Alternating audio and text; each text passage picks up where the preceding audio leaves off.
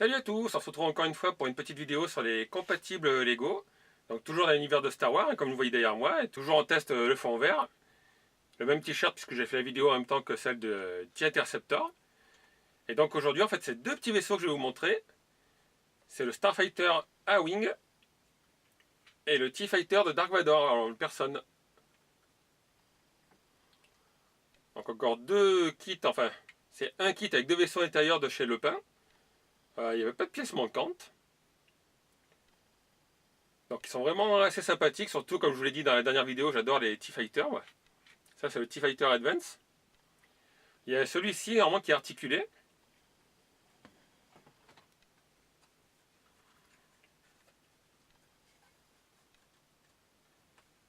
Donc vous le tenez, je mets les mains devant pour pas que les missiles s'en aillent. Vous tirez et hop, après en relâchant normalement les missiles sont éjectés. Bon, comme d'habitude, hein, chez Lepin, il ne faut pas trop chercher à ce que ça marche nickel. Soit ils partent loin, soit ils partent pas. Mais moi l'essentiel c'est pas pour m'amuser, c'est pour les exposer dans ma petite collection. Donc, comme vous voyez là, les ailes arrière sont amovibles. Et donc je vous invite comme d'habitude à venir les découvrir d'un peu plus près sur mon fond blanc. A de suite. Donc on se retrouve d'un peu plus près. Alors voilà déjà le petit A-Wing. Alors qu'il est assez sympathique. Alors sur la vidéo vous avez peut-être mal vu certains détails puisqu'il y a des autocollants verts. Et du coup avec le fond vert l'image s'est incrustée dessus. Donc dedans il y a un petit pilote. Le set est fourni avec 4 personnages. Donc ça c'est la pilote de ce véhicule. Construction assez aisée. Petit défaut de chez Lepin, c'est que les autocollants verts sont plus clairs que la couleur des pièces en plastique. Alors, vous voyez c'est vert foncé, là c'est vert clair. Alors je sais pas si c'est comme ça sur le modèle original de Lego. Mais ça c'est assez fréquent que dans les compatibles chinois, les autocollants ne soient pas pareils. Si vous vous rappelez sur le camion de pompier, j'ai le camion de pompier rouge en découle technique. Et les autocollants étaient rouges plus clairs. Donc j'ai pas eu de pièces manquantes dans ce kit. À l'arrière vous voyez les ailes sont articulées. Vous pouvez les mettre dans la position que vous voulez. Dessous il y a 3 petits pieds qui se rétractent. Ça c'est pas mal. Là ce que vous voyez c'est le système avec les élastiques. Comme je dis c'est pour les lance-missiles. Donc sur le principe, alors je vais mettre mon doigt devant. On tire l'arrière du vaisseau. Donc le principe des lance-missiles est assez simple. Je mets mon doigt devant pour pas qu'ils partent. C'est que vous tirez l'arrière. Le mieux c'est de mettre vos doigts ici, hein, si vous voulez pas tout arracher. Donc vous tirez l'arrière du vaisseau. Et hop, les missiles partent automatiquement. Donc je vous remontre une dernière fois. Vous mettez bien les doigts de chaque côté de ces pièces grises. Parce que si vous le mettez là-haut, vous risquez de tout exploser. Donc voilà, vous avez le système de lance-missiles intégré. Alors, les petits trucs sur les côtés, moi je trouve que ça fait un peu moche, quoi. Ça tient pas hyper droit. La verrière était sans trop de problème. Pour une fois, vous avez une verrière qui se ferme bien et qui s'ouvre sans se déboîter. Ce qui ne sera pas le cas sur le T-Fighter de Dark Vador. Mais c'est un habitué. Dans le vaisseau, vous voyez, il y a un petit tableau de bord. Par contre, il n'y a pas de manette. Mais bon, ça, c'est pas eux qui l'ont conçu. Hein. Ils ont recopié le modèle. On met le petit personnage dedans. Et comme je l'ai dit, quand vous le posez, vous dépliez les pieds. Ça fonctionne très bien. Et par contre, je ne sais pas pour prendre le vaisseau. On va le prendre par là. Et voilà. Donc ça, vous voyez, c'est des petites pièces qui bougent un petit peu. Le montage s'est bien passé. Ce que je trouve un peu fragile, c'est l'assemblage derrière. Si vous le tenez par les ailes, ça a tendance à se déboîter assez facilement.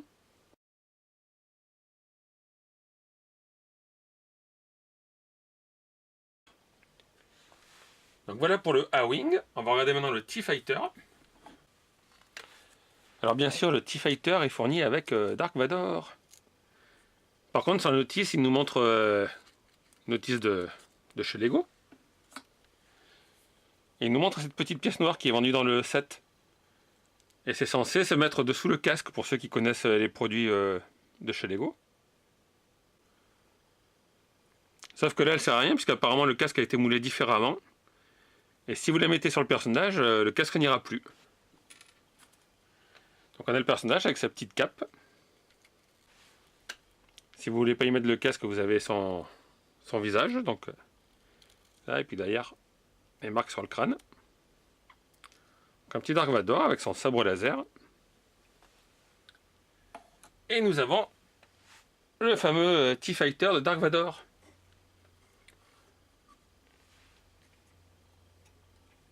Donc lui, on a le défaut habituel des Lépins et autres marques chinoises. C'est-à-dire que quand vous ouvrez la verrière, regardez bien ici. Hop. Vous avez entendu, il y a un petit clic. Et quand on referme, hop, la verrière sort de la pièce. Donc ça, voilà, c'est un défaut habituel. Vous l'avez déjà vu, je vous l'ai montré plusieurs fois. C'est un petit peu pénible. Alors là, vous avez le poste de pilotage. Donc ici, on va mettre Dark Vador. Alors pour glisser Dark Vador, c'est pareil. Sur le toit, vous avez une petite pièce qui a sauté comme d'habitude.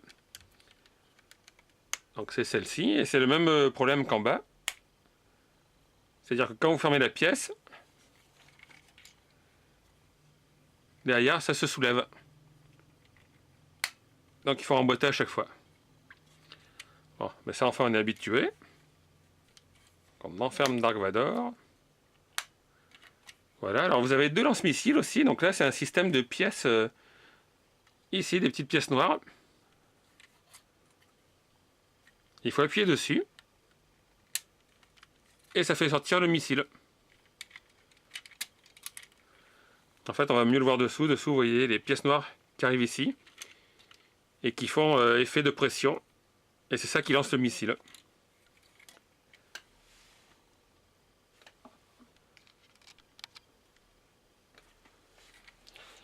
Au niveau de la construction, c'est pareil, honnêtement, j'ai rien à redire. Les ailes, ça semble assez vite.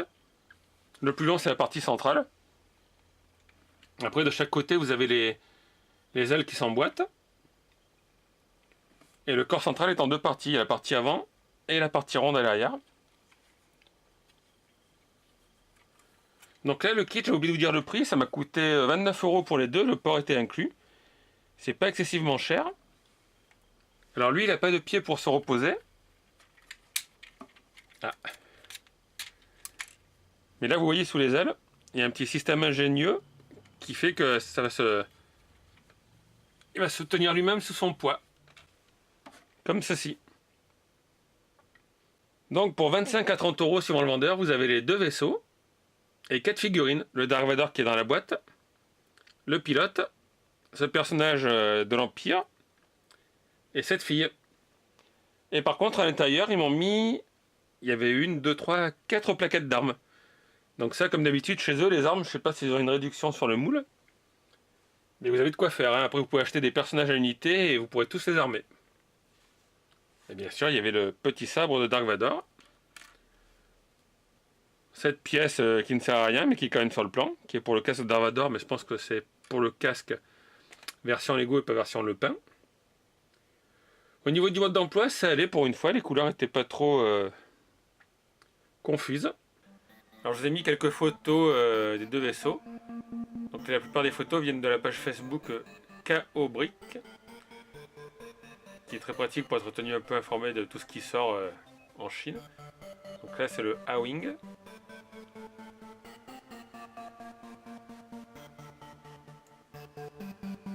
Et maintenant le T-Fighter de Dark Vador.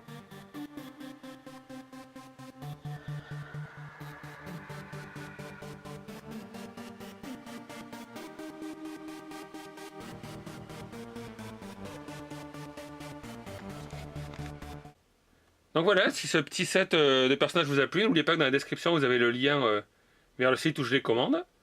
Vous pouvez vous abonner à ma chaîne aussi, vous pouvez lâcher un petit pouce bleu, ça fait toujours plaisir. Vous pouvez mettre un commentaire.